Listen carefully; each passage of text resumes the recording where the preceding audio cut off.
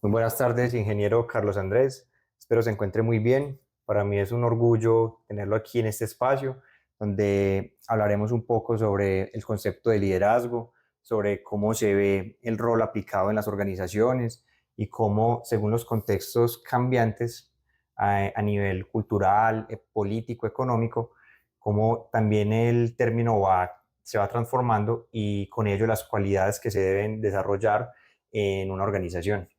Entonces, primero, conocer un poco sobre ti. Cuéntame cómo has logrado ejecutar el rol de líder en la organización donde actualmente laboras y cuáles han sido esos retos y ventajas que has adquirido a lo largo de este proceso. Ya, gracias Santi por la invitación.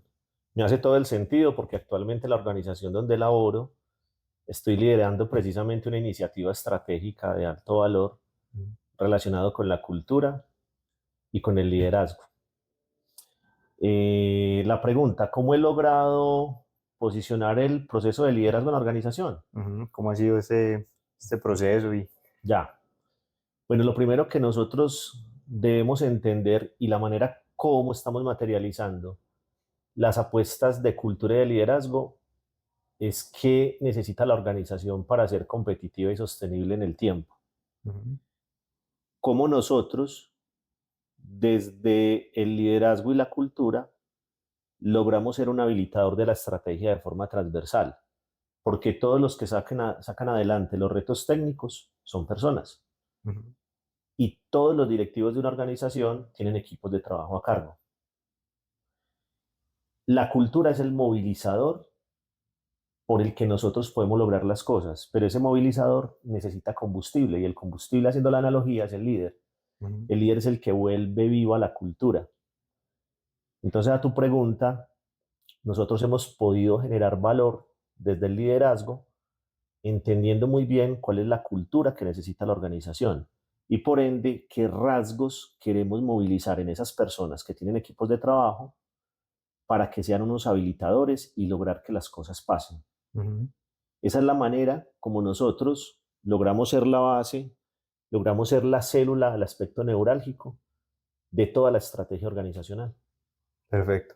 Entonces, cuando hablábamos de cualidades específicas que se tienen en la aplicación del líder dentro de la cultura, como mencionas, que se desenvuelva, porque hay distintos tipos de culturas organizacionales según el foco que se quiera dar, llamémoslo más hacia los resultados, hacia el Ujú. talento humano, hacia el desarrollo de competencias o hacia el mismo interés de la organización en formar líderes futuros.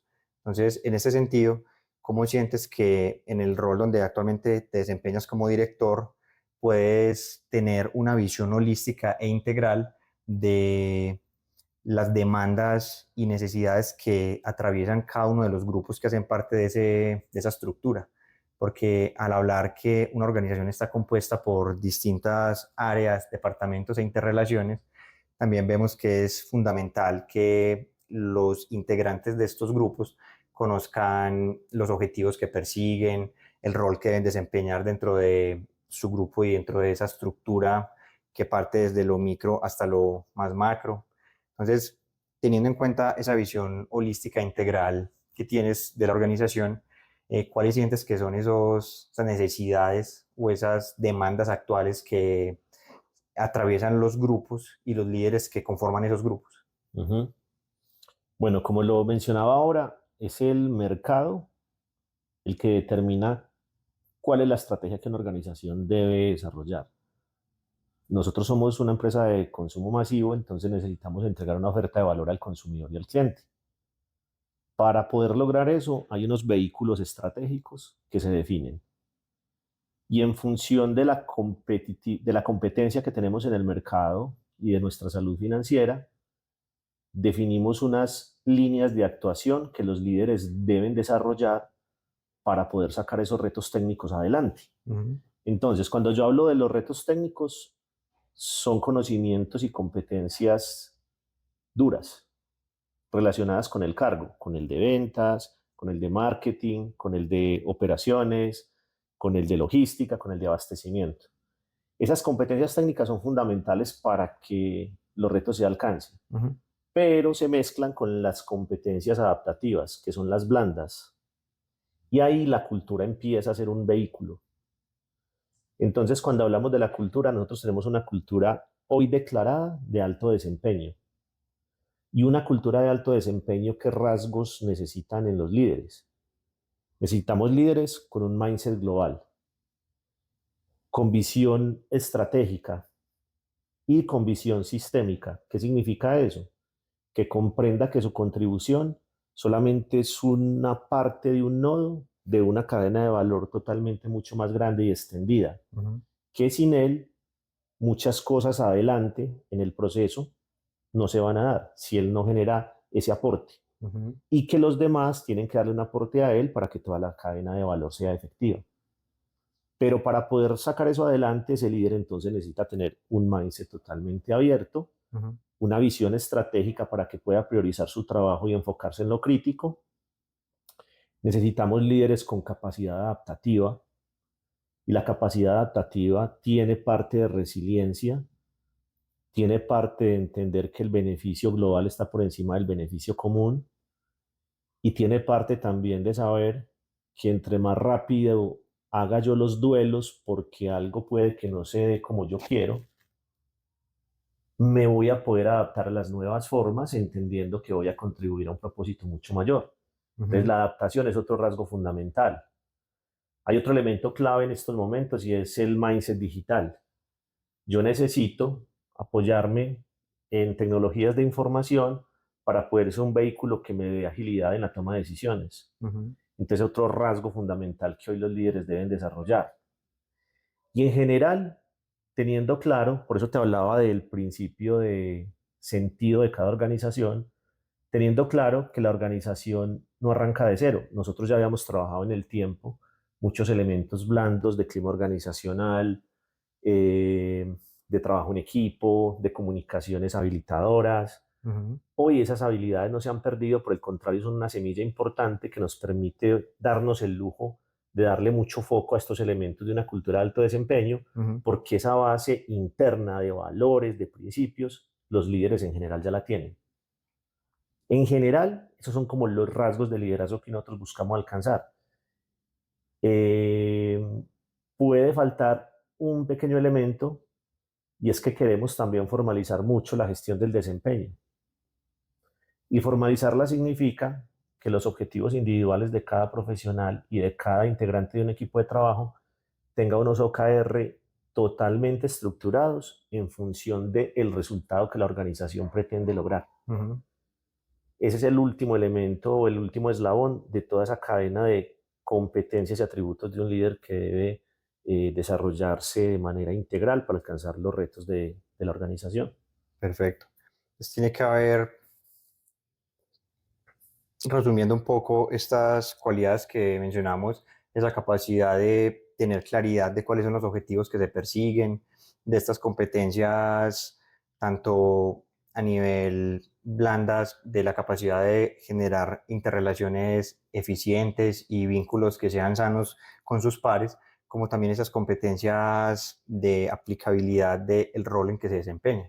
Es decir, competencias técnicas que también son tan fundamentales para no solo quedarnos con la percepción de que estamos haciendo las cosas bien porque nos las llevamos bien con los demás, sino realmente que hay una base conceptual, una base pragmática donde se sabe que cada uno de sus integrantes está asumiendo adecuadamente su rol. Entonces, teniendo en cuenta estos estilos que se logran ver en las organizaciones y dentro de los distintos tipos de personalidad que logras ver que también se reflejan en la forma en que se lideran estos grupos, ¿cuáles consideras que son las valoraciones? Vuelvo a estructurar. ¿Consideras que es necesario realizar análisis y valoraciones de las habilidades y competencias de los estilos de liderazgo? Y entonces aquí hablábamos de estos rasgos que mencionabas que son tan fundamentales, que parten desde la cultura, desde el desarrollo de competencias técnicas y blandas, desde las relaciones eficientes con los pares y la comunicación asertiva, y también como de estas bases primarias que logran que se compagine toda esa estructura que uno en el presente dice que funciona, pero realmente que hubo un proceso de adaptación y de transición durante mucho tiempo que les permite conocerse y operar de una manera unísona. Entonces, en ese sentido, ¿consideras que se deben hacer este tipo de análisis y de evaluaciones frente a los actuales modelos de liderazgo? Yo siento que sí, siempre va a ser un input importante para poder o para tratar de tener objetividad en el avance del desarrollo de esas competencias en un líder. Ujú, Pero quiero enfatizar en algo. Para mí, todos esos modelos de evaluación de liderazgo tienen sentido en la medida en que el líder logre el resultado que la organización necesita. ujú, Entonces, te voy a poner un ejemplo. Yo no puedo pretender que haya un clima organizacional perfecto, líderes que se preocupen por los demás, pero que los resultados core de su proceso para lo que ese líder está contratado no se den. ujú, Me ha tocado en mi experiencia ver procesos con un liderazgo aparentemente muy bueno, con un clima organizacional perfecto, y tienen las metas de productividad, de share of market más bajitas de toda la organización. Entonces ahí es donde se vienen los paradigmas y las preguntas de qué nos sirve un liderazgo aparentemente efectivo e integral cuando el resultado que la organización persigue no se alcanza. ujú. Eso Ok, vendría a ser como una empresa de trabajo social, ujú, pero las entiendo. empresas están para generar ganancias. Entonces, en conclusión, los modelos de liderazgo y de evaluación de liderazgo sirven en la medida en que estén conectados con los retos técnicos, Ujú, donde el bienestar, el compromiso y la confianza y todos los otros atributos blandos sean un vehículo para que los resultados se den y se sostengan en el tiempo. mm, ok, perfecto. Y ahí también teniendo en cuenta este factor del tiempo, porque vemos que la toma de decisiones es algo muy relevante a la hora de elegir un líder o de dar la responsabilidad o el voto de confianza para que alguien represente estos intereses que se persiguen dentro de un departamento o una área en específica. ¿Cómo sientes que en esta evaluación y en esta forma en que se deben interpretar estos estilos de liderazgo también entra el factor de toma de decisión en entornos donde a veces requieren inmediatez, donde de pronto no es tan fácil tener en cuenta la participación o el input, como mencionabas, de todos los miembros para saber qué es lo más oportuno? Ujú. En este caso, ¿cómo sientes que juega el liderazgo y si sientes que es más relevante un liderazgo dialógico, donde sea más común que se consulte constantemente a las partes, o donde a lo mejor desde un principio ya se establecen claros los roles o los alcances de cada una de esas decisiones o el alcance que tiene el rol dentro de el individuo que cumple ese rol? Ujú. Yo siento que ahora, en un entorno que cada vez es mucho más cambiante, donde los estándares que uno se encuentra de todo tipo, los estándares del mercado, los estándares de la manufactura, los estándares logísticos, los estándares de consumo de las personas, en un entorno donde esos estándares cada vez cambian más y son más volátiles Ujú, y donde estamos abiertos a nuevas culturas, la capacidad que hoy tengan los líderes de asumir riesgos, inclusive de equivocarse de manera controlada y poder aprovechar los aprendizajes para recomponer y hacer las cosas como se deben, ujú, cada vez es más necesario. La parálisis de la planeación es una de las cosas más delicadas en la toma de decisiones, porque cuando un líder no decide, la pregunta es ¿por qué no decide? Y viene mucho los estilos de liderazgo y los atributos propios que esa persona ha desarrollado con el tiempo y las competencias que esa persona tiene. ujú, La pregunta clave que acabo de mencionar tiene muchas respuestas, pero en su gran mayoría para mí, una persona no decide rápido porque tiene miedo al fracaso, ujú, porque tiene temor, siente que las variables que debe recolectar para poder tomar una decisión mucho más exitosa no las tiene. Entonces ese miedo al error o al fracaso no lo deja pilotar, no lo deja aprender y va a esperar siempre que haya una planeación perfecta para correr menos riesgos. Ese miedo al riesgo, al error o al fracaso es muy crítico para poder tomar decisiones. Ese es un aspecto clave y viene muy de la mano con los atributos que ahorita te mencionaba de adaptabilidad. Para mí es uno de los atributos claves en los entornos actuales en los que se mueven las organizaciones. Perfecto. Muchas gracias, Carlos, ahí por darnos ese enfoque y esa cercanía de lo que se vive cuando se dan procesos que requieren inmediatez, pero también seguir un protocolo, seguir una estructura, seguir unas políticas y procedimientos establecidos. Entonces, como saber que a pesar de que se asuma que hay un buen liderazgo, también entran en juego otros factores como los mismos reglamentos organizacionales, las formas en que se delegan los roles dentro de ese mismo equipo. Entonces, todo esto como también entra a jugar un factor importante a la hora de tomar una decisión. Entonces, ya para concluir y aprovechando toda esta perspectiva que nos has brindado, tan relevante para tener en cuenta cómo este rol de líder se va transformando a lo largo del tiempo y cómo depende mucho de los contextos en que se ejecute y cómo se observe. Si consideras que un líder inspirador debe trabajar de manera cercana con su equipo para generar confianza, motivación y compromiso frente a los objetivos de la organización. Entonces, creo que ahí, me disculpas, también entra un poco el tema que mencionabas de las habilidades blandas, que es esa capacidad que se tiene para generar adaptación al entorno, para también ser resiliente frente a procesos. Entonces, ¿qué piensas sobre ello? Para mí ese es como el culmen o como el punto más alto de un líder. Cuando yo logro generar inspiración que va mucho más allá de la motivación de mi gente. Cuando logro ser un líder inspirador, es porque es un líder que no solamente se preocupa porque el resultado se dé, sino que se preocupa porque la contribución de las personas de su equipo cada vez es de mayor valor. Uh-huh. Que en algún momento ese líder está preparado para asumir nuevos retos y esa responsabilidad que ese líder tiene puede ser suplida por cualquiera de las personas de su equipo de trabajo.